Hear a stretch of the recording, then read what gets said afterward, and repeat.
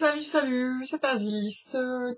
Voilà, c'est lundi et ben c'est le rendez-vous du c'est lundi. Que lisez-vous? Donc on fait ensemble le point sur ce que j'ai lu la semaine qui vient de s'écouler, ce que je suis en train de lire et ce que je lirai éventuellement après. Donc la semaine dernière, je vous ai quitté. Je vous expliquais que je venais de choisir et de commencer le tome 1 de la saga Alpha et Omega, le cri du loup de Patricia Bridge. Un choix un peu par lâcheté parce que je venais de quitter un autre Patricia Bridge qui m'avait beaucoup plu et du coup celui-ci me faisait encore plus envie. J'avais pas envie de quitter complètement l'univers. Et donc voilà, totalement conquise par cette nouvelle facette de l'univers de Mercy Thompson. Il y a des différences tout de même. L'auteur fait notamment des choix en termes de narration qui diffèrent de ceux de Mercy Thompson, donc du coup la perception des personnages ou ce qu'ils vivent est aussi différente. Cette fois-ci, il n'y a pas un seul narrateur exclusif, même si voilà, certains sont principaux et dominants. Là, on navigue entre 2-3 personnages qui prennent la parole et en même temps qui n'utilisent pas le jeu. Donc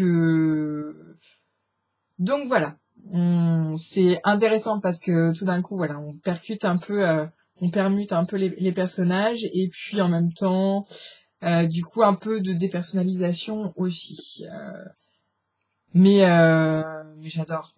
Ça confirme que je suis à fond loup-garou et que ouais, je continuerai avec grand plaisir et tout ce que je souhaite c'est découvrir le tome 0 et découvrir le tome 2 et aller plus loin encore. C'est vraiment un univers et une mythologie qui me plaît, qui me convient et cette manière de l'aborder avec un rythme actif et en même temps assez lent parce que c'est pas non plus tambour battant, et ben ça me plaît, ça me va. Et après, par contre, j'ai fait un choix complètement différent. Je suis sortie à la fois de l'univers un peu adulte, à la fois de l'univers un peu de la bikite.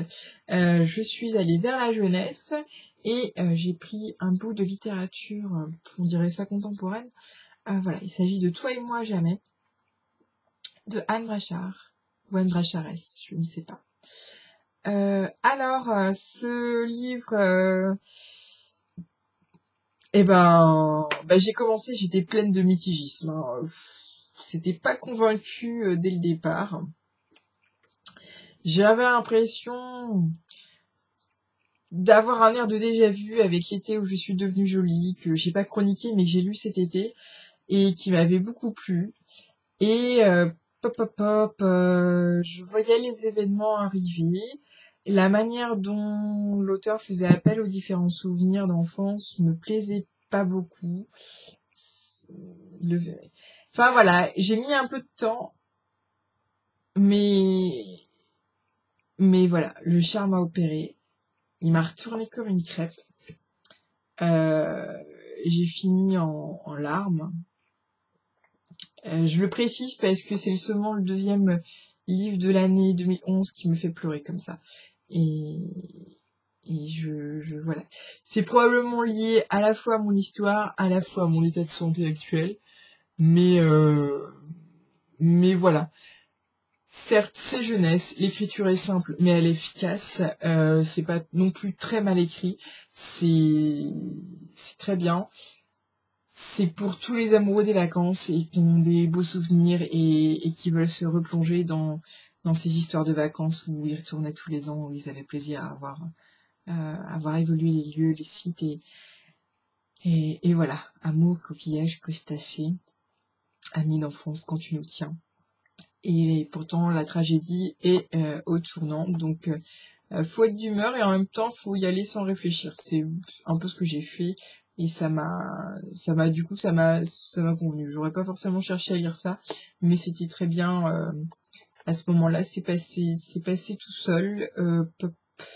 Voilà, un peu ce que je voulais vous dire dans ce petit billet là-dessus. Et en ce moment, j'ai commencé donc tout juste ce matin.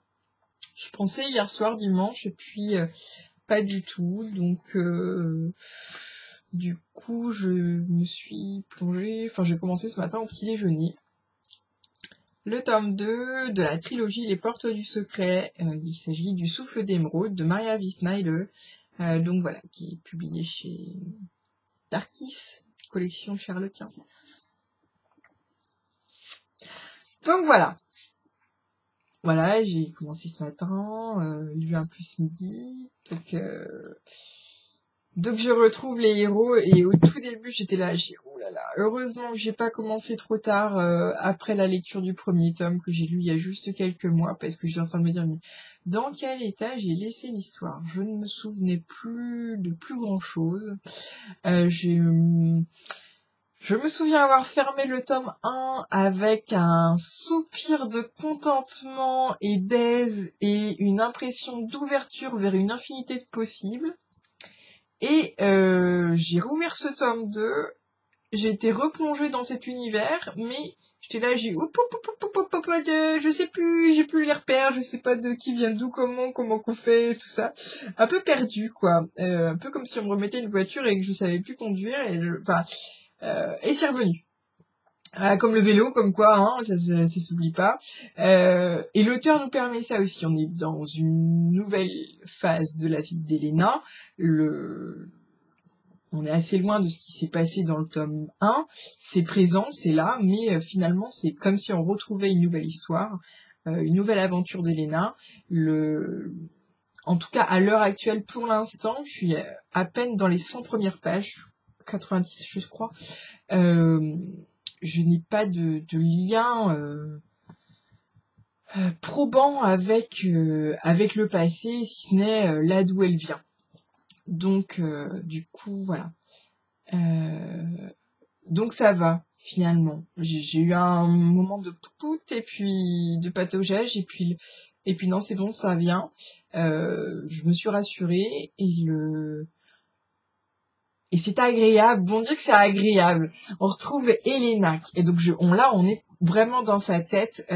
C'est elle qui nous raconte tout ce qu'elle perçoit, et c'est agréable d'avoir une héroïne d'une vingtaine de piges qu'on a un peu dans la jugeote, qui est pas complètement naïve.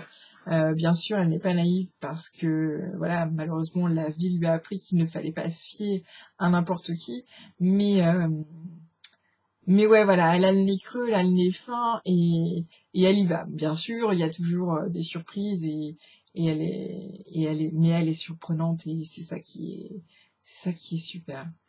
Donc du coup, voilà. On se retrouve dans un univers fantasy, avec tous les codes de la fantasy, certaines créatures, nouvelles espèces, des peuples parfois très différents qui s'affrontent avec des us et coutumes, et de absence de technologie, de voitures, d'autoroutes, tout ça. On est vraiment dans les codes de la fantasy, et en même temps c'est vraiment une écriture différente de ce qu'on peut trouver à l'heure actuelle dans la fantasy. C'est une autre manière de raconter la fantasy et ce qui s'y passe, de nous la décrire, de nous la narrer, et c'est ce qui fait que cette saga, pour des personnes qui sont un peu curieux de fantasy, cette trilogie je la trouve vraiment très très bien adaptée, parce qu'on retrouve une narration ou une écriture qui est assez moderne, qui ne s'empêtre pas dans les descriptions, dans des explications.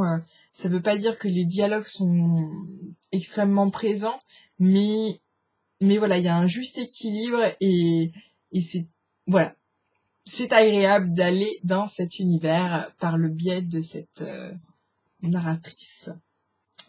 Le souffle d'émeraude de Maria V. Snyder, voilà, chez Darkis. Je vous en reparlerai probablement d'ici la semaine prochaine. Et voilà, je regardais la petite, comme quoi parfois il y a des petites critiques qui sont reportées par les éditeurs. Un roman envoûtant au cœur du fantastique, de la magie et de l'amour. Maria V. Snyder est une magicienne des mots. The best reviews. Donc c'était, non, c'est vraiment ça, magicienne des mots. C'est bien. Voilà. Et qu'est-ce que je vais dire après? Eh ben, je n'en fichtre rien. Fichtre rien. Voilà, je basculais avant de commencer ce tome-ci avec Artemis Fowl, qui est toujours jeunesse, parce que bon, en ce moment ça m'est plutôt égal, donc du coup je me disais pourquoi pas continuer. Donc peut-être Artemis Fowl, peut-être pas. peut-être autre chose. Je verrai bien de quoi j'ai envie après Elena et peut-être un petit peu d'Alec. À bientôt, à lundi et peut-être d'ici là, si je suis d'humeur.